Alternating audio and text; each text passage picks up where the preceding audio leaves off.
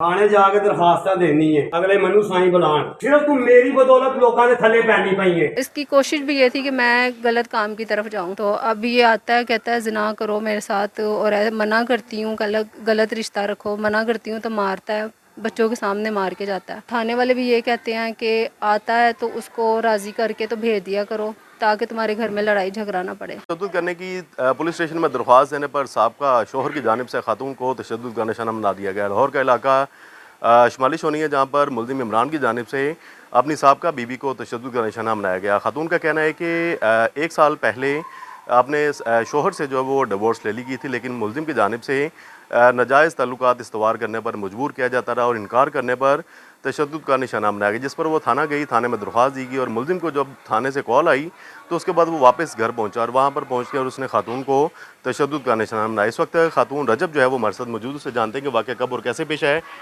कब ये मामला है और क्यों ये आपको तशद्दुद का निशाना बनाया। ये 9 साल से मेरा निकाह हुआ है इसके साथ। इसने मुझे 3 बच्चों समेत कबूल किया था।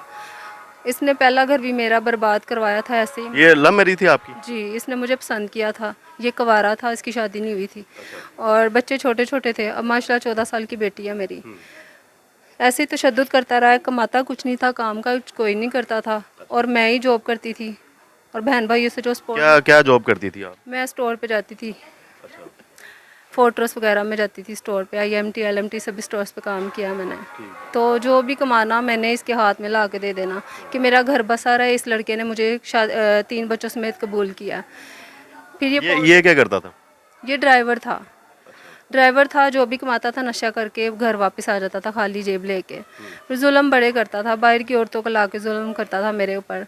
बच्चे बड़े होते गए, नशा इसका बढ़ता गया, आइस पीने लग गया। आइस पीने पे मैंने मना किया, घर में लड़कों को लेके आता था, ड्रिंक करता था, तरह तरह के लड़के घर में आते थे। मैं नौकरी पे जाती थी, मुझे पसंद नहीं था कि बच्ची घर में बड़ी हो रही है, तो मैं इससे मना करती थी। फिर तशद्दुद करता था और मुझे कहता था कि लड़के आते हैं तो क्या हो गया, तो मेरी कौन सा बेटी है। और इसकी कोशिश भी ये थी कि मैं गलत काम की तरफ जाऊं, लेकिन मैंने ख़ुद को सेफ रखा। नौकरी भी मैंने छोड़ दी, फिर आइस पीने लग गया था। इसने मुझे तलाक दे दी, हज़ारों बार तलाक दी। मैं सब्र करके बैठी थी कि मैंने इसके साथ रहना है। फिर मैंने पेपर वगैरह इससे साइन करवाए, इसने आके वो पेपर फाड़ दिए। मैंने अदालत का सहारा लिया, खुला ले ली। खुला का इसको पता चला तो इसने आके मेरी गर्दन दबाई है, गर्दन पे निशान वगैरह, ब्लड रुक गया मेरा। वो मेडिकल करवाया। दूसरे दिन इसे थाने से पता चला कि इसकी डिग्री आ गई है खुला की, तो इसने आके मेरी बाजू डैमेज कर दी। बाजू की हड्डी, शोल्डर की हड्डी टूट गई है मेरी। तो अब ये आता है कहता है जिना करो मेरे साथ, और मना करती हूँ गलत रिश्ता रखो, मना करती हूँ तो मारता है, बच्चों के सामने मार के जाता है।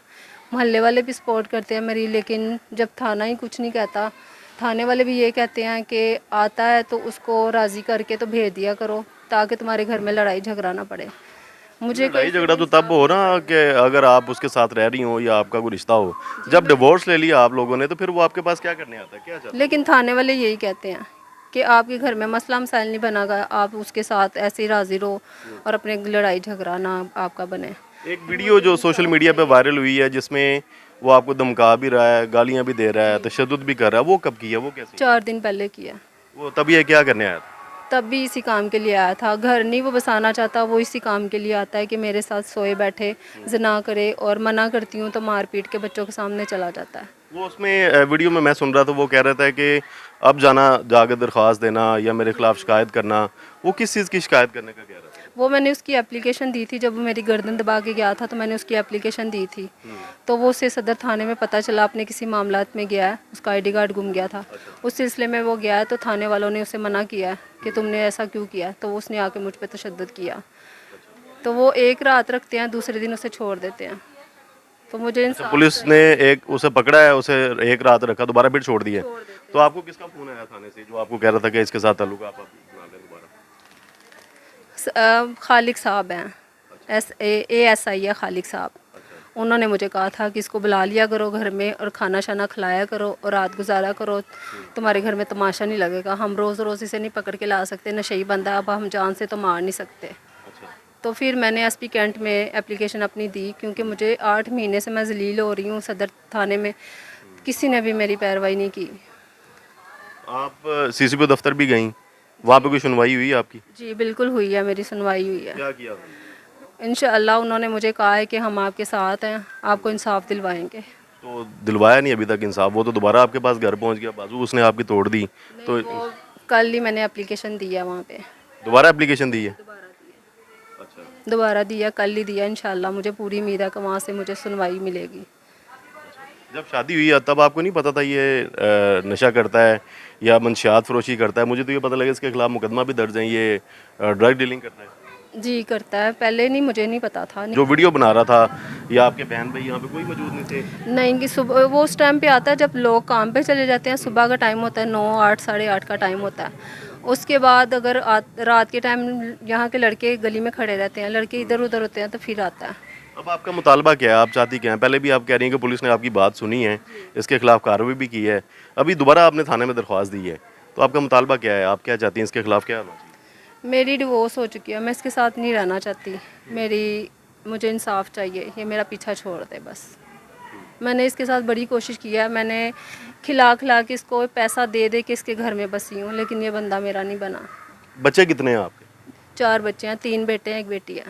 तो गुजर बसर कैसे होता है? घर के हालात तो मैंने देख ही लिए हैं आपके। जी सिस्टर है मेरी, पहले जॉब करती थी, इसकी वजह से जॉब भी छोड़ दी। और एक सिस्टर सपोर्ट करती है, एक मेरी फैमिली है जानने वाली, वो भी मेरी हेल्प कर देते हैं। घर आपका अपना है ये जिसमें आप लोग रह रहे हैं? ये हम तीनों फैमिलियाँ रेंट पे रहती हैं। 3 फैमिली रेंट पे। जी रेंट पे हूँ। ये खातून रजब है जिसका कहना है कि पहले तो पुलिस ने एक दफ़ा उसके खिलाफ कार्रवाई की, लेकिन मुलजिम जो है वो बाज नहीं आता।